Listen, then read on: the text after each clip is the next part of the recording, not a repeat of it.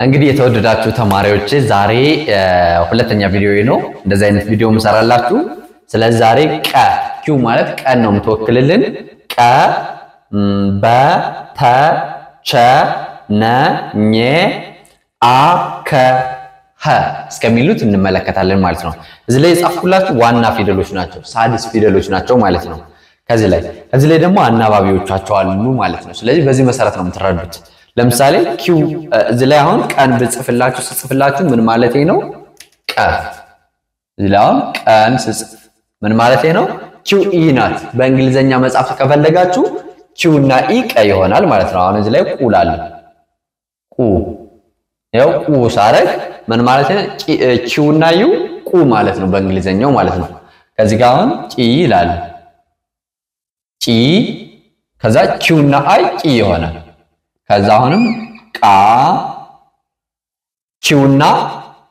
ኪውና ኤ ቃ ይሆናል ማለት ነው ከዛ ቄ ስል ደግሞ ድጋሚ ማን ነው ማለት ነው ኪውና አይ ኢ አምስተኛ ፊደል ማለት ነው ከዛ ቅ ስንል ምንም አንጠቀም ቀ እዚህ ጋር ያው ቅ ዝም ብሎ እንትን ይሆናል ማለት ነው አናባቢያችን ግን ስድስተኛው ነው እዚህ ላይ ሳድስ ናቸው እሺ እዚህ ላይ ተዘርዘሩ ስድስተኛ ፊደሎች ናቸው ስለዚህ ቅ የሚለው እንዳል እንትን ይላል ከዛ መጨረሻ ላይ ቆ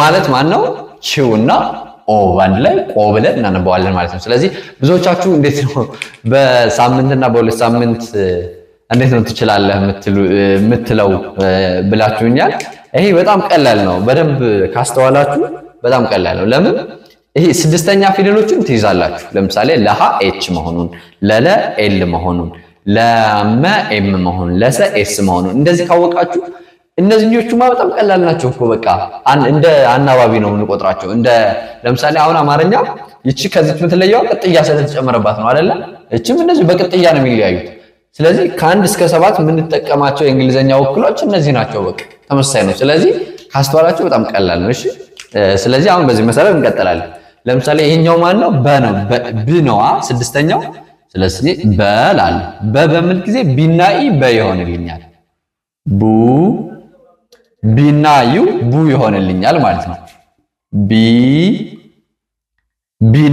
ቢና አይ ቢ ይሆንልኛል ቢና ኤ ባ እንለዋለን ቤ ስንል ደግሞ ቢና አይ ኢ ሁለት አናባቢ ነው ያለው አምስተኛው ማለት ነው ብ ስንል ብ እንደዚህ ነው ግን እዚህ ላይ አናባቢ የለንም ግን ዋናው ፊደል ራሱ ቢ ብቻ ነው ማለት ነው ቦ ስንል ግን ቢና ኦ ቦ እንለዋለን ማለት ነው ግልጽ ነው አይደለ ደጋግማችሁ ማየት አለባችሁ ይሄ ካልገባችሁ ደጋግማችሁ ይት ይገባችኋል ቀላል ነው እሺ አሁን ማን ነው ይሄኛው ቀጣዩ ቲ ነው ቲ ደግሞ ለምሳሌ ቲና ኢ ተ ማለት ነው ቲና ዩ ቱ ማለት ነው ቲና አይ ቲ ማለት ነው ቲና ኤ ታ ማለት ነው ቲና አይ ኢ ቴ ማለት ነው አይደለ ከዛ ቲ ብቻውን እዚህ ላይ አናባቢ የለን ባዶ ነው ማለት ነው አይደለ ባዶ ከሆነ ትን ብቻውን እንጽፋለንና ቲ ነው እንጂ አናባቢ የለውም ብቻውን ነው ማለት ነው ከዛ ቶ ስንል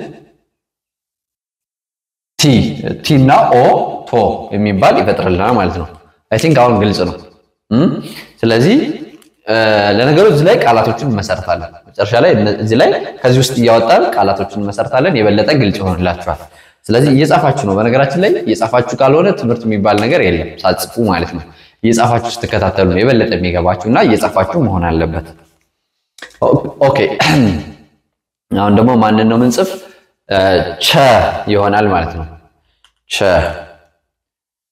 እሺ ቸ ማለት ደግሞ ሲኤች እና ኢ ከሆነ ቸ እንላለን ሲኤች ዩ ከሆነ ቹ እንላለን አራራኩት ያው ቹ እንላለን ሲኤች እንዳለው ነው አይ ካለው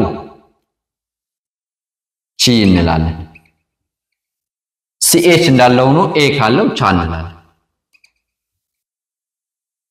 እንላለን ሲኤች እንዳለ ሆኖ አይ ኢ ካሉት ቼ እንላለን ሲኤች እንዳለ ሆኖ ባዶ ከሆነ ግን ሲኤች ብቻውን ከሆነ ች ይባላል አናባቢ የለውም ሲኤች ከኦ ጋር ከመጣ ቾ ነው የምንለው ቾ እንለዋለን ማለት ነው ስለዚህ በደንብ አስተውሉ ከዛ ኤን የምንለው ስድስተኛ ፊደል ኤን ከሆነ ነ ማለት ነው ስለዚህ ነን ስንጽፍ ቀዩ ስክሪፕቶ በደንብ አያደምቅም ለዛ ነው ማለት ተጠቀመው እሺ ና እንላለን ታያለ አይደለ አዎ ና ስለዚህ ና ኑ ከዩ ጋር ሲሆን ኑ ከአይ ጋር ሲሆን ኒ ከኤ ጋር ሲሆን ና ከአይ እና ከኢ ጋር ሲሆን ኔ ይሆናል ኔ ከዛ ባዶውን ከሆነ ነው የሚሆን ይሆናል ከዛ ግን ያው ቁመቷል ይሆናል ከዛ ኖ ከኦ ጋር ከሆነ ኖ ይሆናል ማለት ነው ከኦ ጋር ከሆነ ኖ ይሆናል ማለት ነው ኦኬ ካሁን ጂኤን ለኘ ጂኤን ነው የሰጠነው ስያሜ ስለዚህ ጂኤን ኘ ለማለት ነው የሚያገለግለን እሺ ኘ ከኢ ጋር ኘ እንለዋለን ከዩ ጋርስ ኙ ይሆናል ማለት ነው ኙ ከአይ ጋርስ ከአይ ጋር ኝ ነው የሚሆነው ኝ ይሆናል ከኤ ጋር ከሆነስ ኛ ነው የሚሆነው ኛ ይሆናል ከአይ እና ከኢ ጋርስ ኘ ይሆናል አይደለ ኘ ይሆናል ከዛ አናባቢ ከሌለው ግን ኝ ነው የሚሆነው ስድስተኛ ፊደል ይሆናል እግሩን አረዘምኩት ኝ ይሆናል ማለት ነው ከዛ የመጨረሻ ከሆነ ኞ ይሆናል ከኦ ጋር ከሆነ ማለት ነው ኞ ይሆናል ስለዚህ በዚህ መሰረት ነው ለምንድነው ይሄኛው ዘዴ የተጠቀሙት ምንድነው እነዚህ በየስራቸው ሲጻፉ እንትን እንዳይመስሏችሁ ነው የተለያየ እንዳይመስላችሁ ነው ለሁሉም ተመሳሳይ ስለሆነ ምን ተጠቀመው አማርኛው ብቻ እንደተረዱት ስለፈለኩ ነው ከዛ እዚህ ላይ አን ነው የጻፍኳት ሳድሷ እዚህ ላይ አ ስንል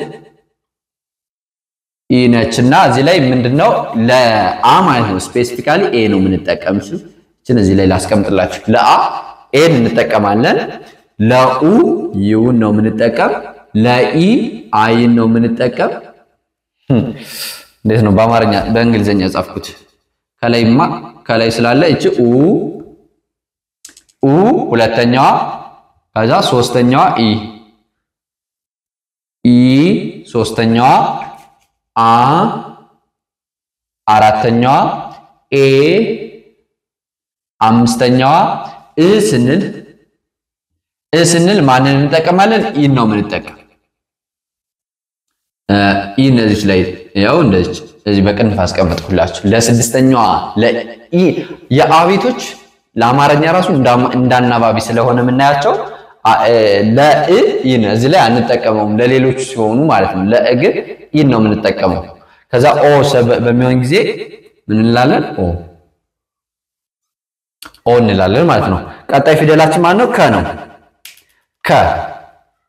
ኦኬ ከማለት ከኢ ጋር ሲሆን ከኢ ጋር ማለት ነው ከዩ ጋር ሲሆን ኩ ከአይ ጋር በሚሆንበት ጊዜ ኪ ከኤ ጋር በሚሆንበት ጊዜ ከአይ እና ከኢ ጋር በሚሆንበት ጊዜ ኬ ከባዶ ምንም አናባቢ ከሌለው ክ ማለት የመጀመሪያው ይሄኛውን ይሆናል ማለት ነው ከዛ ከኦ ጋር ከሆነ እሺ ከኦ ጋር ከሆነ ኮ ይሆናል ማለት ነው መልካም አሁን ኸ ነው የሚቀረን ኸ ማለት የራሱ ተመሳሳዩ ነው ስለዚህ አንተንጽፍ ከኤች ከኢ ጋር ማለት ነው ከላይ ከኢ ጋር ኸ እንለዋለን ከዩ ጋር ከኢ ጋር ከአ ጋር ኻ ከኤ ጋር ኸ አይ ኤ ማለት ነው ኸ ከባዶውን ሲሆን ኸ ከኦ ጋር ከሆነ ሆ እንላለን ማለት ነው። ስለዚህ በዚህ መሰረት ማስተዋል ይኖርባችኋል ማለት ነው። እንግዲህ ቀጣይ ከዚህ ይሄ ግማሽ ነው ትላንት የሰራውላችሁና የዛሬው ሲደመር ግማሹ ኦልሞስት ወደ 16 አካባቢ ወይ 17 አካባቢ ነው የሚሆነው። ከዛ ደግሞ በቀጣይ ደግሞ ልክ እንደዚህ ሁሉንም እጨርስላችኋለሁ ማለት ነው። አሁን የሚቀረው ምንድነው ቃላቶቹን መመስረት እዚህ ላይ ኦኬ በደንብ እየጻፋችሁ ተከታተሉ። ለምሳሌ ቱታ ስንል ቱ ማለት ይችነቻ ቱ ማለት እንግዲህ በእንግሊዘኛው ቲ እና ዩ ናቸው ማለት ነው። ሁለተኛ ፊደል ስለሆነ ቲ እዚህ እንወስዳት ዩ ቱ መጀመሪያ ቱታ ለማለት አማርኛው ምን ይላል ቱታ ስለሚል በእንግሊዘኛ ቱ ማለት ቲ እና ዩ ናቸው። ታ ማለት ደግሞ ቲ እና ኤ ናቸው። ቱ ሚለው ቲ እና ዩ ነው። ታ ሚለው ደግሞ ቲ እና ኤ ቱታ ይሆናል ማለት ነው። ኦኬ ሌላኛው ቆብ ማለት ፈልጉ ቆ ማለት ኪው እና ዩ ነው አይደለ?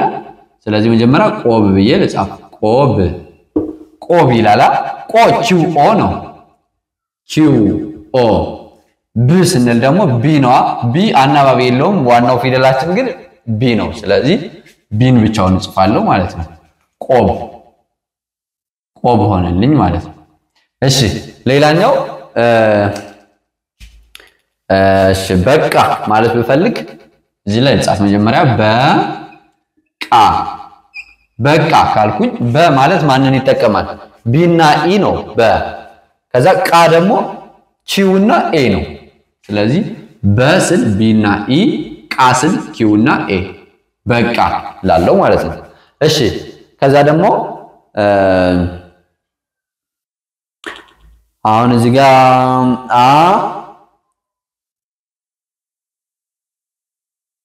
እሺ አቻ ማለት ፈልጉ አ ስንል ኤ ነው አይደል የተጠቀምነው? ልጻፍ መጀመሪያ አቻ እኩያ ማለት ነው አይደለ? አ ስንል ኤ ነች። ቻ ስንል ደግሞ ሲኤች ዋናው ሆኖ አራተኛ ፊደል ስለሆነ ቻ ኤ ነው የሚወስደው። ስለዚህ አቻ እንላለን ማለት ነው። በጣም ጥሩ። ሌላኛው ለምሳሌ ና ማለት ብትፈልጉ ና ለማለት እና ኤ አራተኛ ፊደል ስለሆነ ና ማለት ኤ ነው ማለት ነው። እሺ ለምሳሌ ኬክ ማለት ብትፈልጉ ኬ ማለት አምስተኛ ፊደል ነው። ክ ደግሞ ስድስተኛ ነው። ስለዚህ አምስተኛ ፊደል ዋና ፊደላቸው ኬ ነው። ስለዚህ አምስተኛው አይ ኢ ነው የሚወስዱ ማለት ነው። ክ ስለዚህ ኬ ስንል ኬ አይ ኢ ነው። ምክንያቱም አይ ኢ ነው የሚወስዱ አምስተኛዎቹ። ክ ስንል ግን ኬ ብቻ ነው የምንወስዱ ምክንያቱም ክ ስድስተኛ ፊደል ስለሆነ አናባቢ ስለሌለው ማለት ነው። ስለዚህ በዚህ መሰረት ነው የሚጻፈው። በጣም ቀላል ነው። ትንሽ ማስተዋል ብቻና ጊዜ ተወሰነ ጊዜ ስጡት እንጂ እና ሁለት ሳምንትም ሆነው ለቀን አያውልም በደንብ ካስተዋላችሁት ማለት ነው። ይሄን ለማሳየት ፈልጌ ነው። ስለዚህ በቀጣይ ደግሞ የዚህኛውን ቀጣያ እንቀጥልበታለን። እናንተ ሰብስክራይብ፣ ላይክ እና ሼር ማድረጋችሁን እንዳትረሱ። ለበለጠ ግን በውስጥ ደግሞ ኮንፊደንስ እንዲሰማኝ ማጥናት ፈልጋለሁ ካላችሁ በሳምንት 5 ቀን በቀን 1 ሰዓት ነው የምናስተምረው። ቴሌግራም ላይ፣ ዋትስአፕ ላይ እና ኢሞ ላይ ያለን ስልካችሁን ተጠቀሙ። አሊያም ደግሞ ከስር ዲስክሪፕሽን ላይ ያለ ሊንክ አለ። በቀጥታ ስትነኩት ወደኛ ነው አንከባሎ የሚያመጣችሁ ማለት ነው። ስለዚህ እዛ ላይ ገብታችሁ አናግሩና በሳምንት 5 ቀን በቀን 1 ሰዓት በሚገባችሁ ሁኔታ እናስጠናችኋለን ማለት ነው። እስከዚህ ሰዓት ስለተከታተላችሁ ከልብ አመሰግናለሁ። ትምህርታችሁን ይግለጽላችሁ፣ ተስፋችሁ ይለምልም። ቻው። ሰላም፣ ፍቅር፣ ጤና ለሀገራችን። ይህ የተለመደ መሰናበቻችን ነው ማለት ነው።